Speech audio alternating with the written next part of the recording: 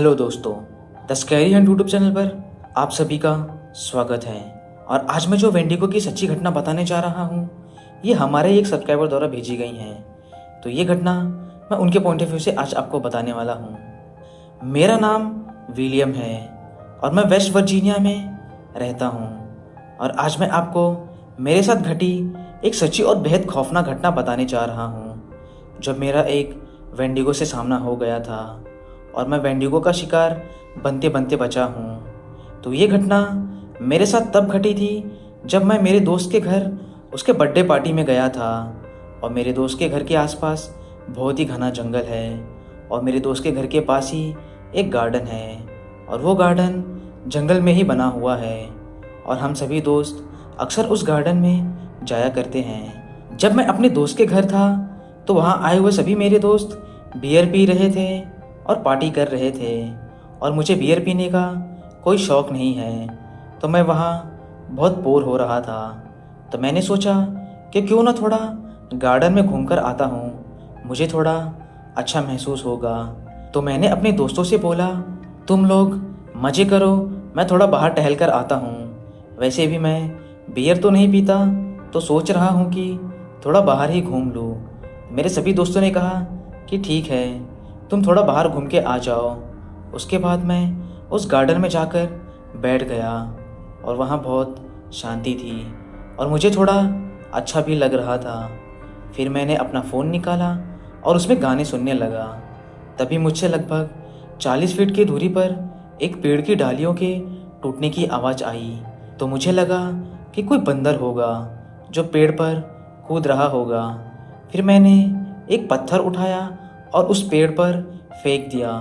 मुझे लगा कि अगर कोई बंदर होगा तो भाग जाएगा और यही मेरी सबसे बड़ी भूल थी।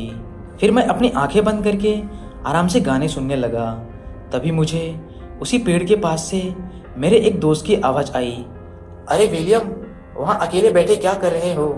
आओ मेरे पास, चलो हम थोड़ा जंगल में घूम के आते हैं। और वो आवाज़ तो मेरे दोस्त की जैसी ही थी, लेकिन उस आवाज़ में बहुत भारीपन था और वो आवाज़ बहुत अजीब थी। मानो ऐसा लग रहा था जैसे कोई ज़बरदस्ती मेरे दोस्त की आवाज़ निकाल रहा हो। और मुझे लगा कि मेरे दोस्त ने ज़्यादा बियर पी ली है और तभी उसकी आवाज़ ऐसी लग रही है।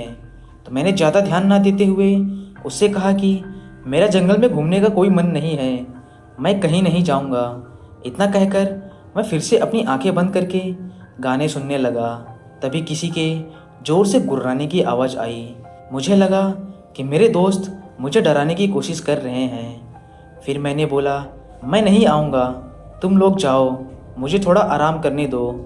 फिर उस पेड़ के पास से एक आवाज़ आई कि विलियम, चलो जंगल में घूमते हैं। इस बार ये आवाज़ मेरे दोस्त में से किसी की भी नहीं थी और ऐसी डरावनी आवाज़ मैंने अपनी पूरी ज़िंदगी में कभी नहीं सुना।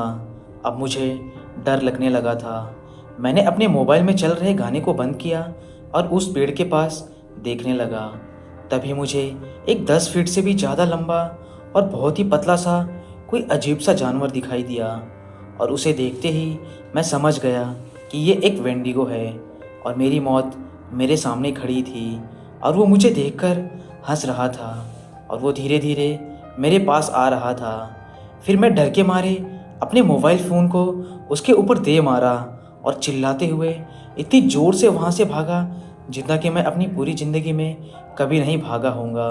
और सीधा अपने दोस्त के घर पे जाके रुका और जब मैं भाग रहा था तब वो वेंडिगो शैतान गुर्राते हुए मेरे पीछे आ रहा था। फिर मैंने ये बात सबको बताई और सब लोगों को लग रहा था कि मैं मजाक कर रहा हूँ, लेकिन मेरा दोस्त जिसका बर्थडे था उसने मेरी बात पर यकीन कर लिया और उसने बोला कि अभी तुम आराम करो, हम कल सुबह जाकर देखेंगे कि वहाँ क्या था।